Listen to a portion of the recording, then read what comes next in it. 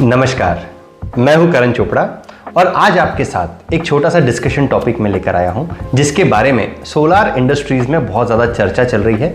वो है solar panel के जो सडन राइज हुए हैं रेट्स, उसके बारे में। हम लोग अपने टॉपिक्स में, अपने पोस्ट में लगभग पिछले 15-20 दिन से ये सभी को इन्फॉर्म कर रहे हैं कि ये होने वाला है, सोलार पैनल्स के रेट बढ़ने वाले हैं। हमने यही चीज़ अपने सारे क्लाइंट्स को, ईपीसी पार्टनर्स को कहने की कोशिश की है कि ये रेट्स बढ़ने वाले हैं और फाइनली रेट्स बढ़ते हुए हमें दिख रहे हैं।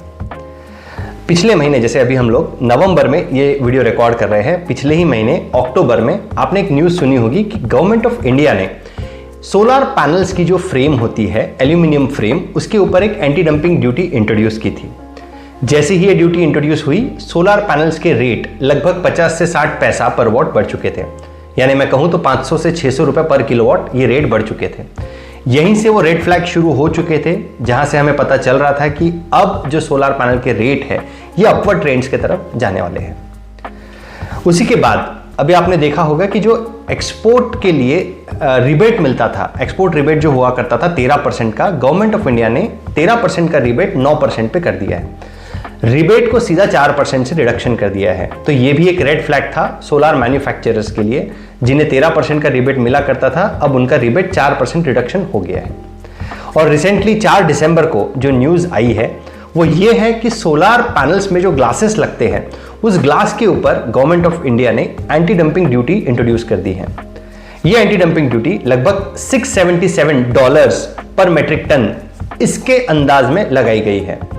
सोलार पैनल्स जो इंडिया में चाइना और वियतनाम से आते हैं, उन सभी ग्लासेस के ऊपर एंटी डंपिंग ड्यूटी इंट्रोड्यूस की है।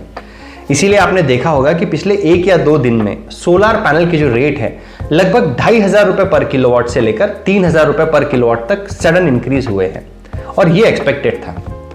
अब ये पैनिक सिचुएशन में हम लोग क्या करें?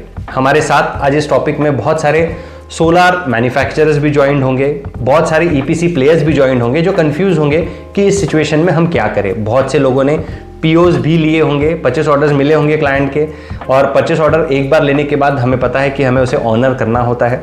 तो ये पूरी सिचुएशन में अब हमें क्या करना चाहिए, हमारा आगे का पाथ क्या होना चाहिए, यही हम लोग आज डिस्कस करने वाले हैं। मुझे लगता है कि आज ये वीडियो थोड़ा सा ज़्यादा लंबा होने वाला है, तो क्यों ना हम लोग इस वीडियो को 2 पार्ट में डिवाइड करते हैं। पहला, आज हमने डिस्कस किया कि सोलार पैनल के रेट अब तक क्यों बढ़े हैं, और इसी का जो सेकंड वीडियो हम लोग लेके आएंगे वो हम लोग डिस्कस करेंगे कि अब ये जो रेट बढ़े हैं तो आगे ये कितना बढ़ने वाले हैं।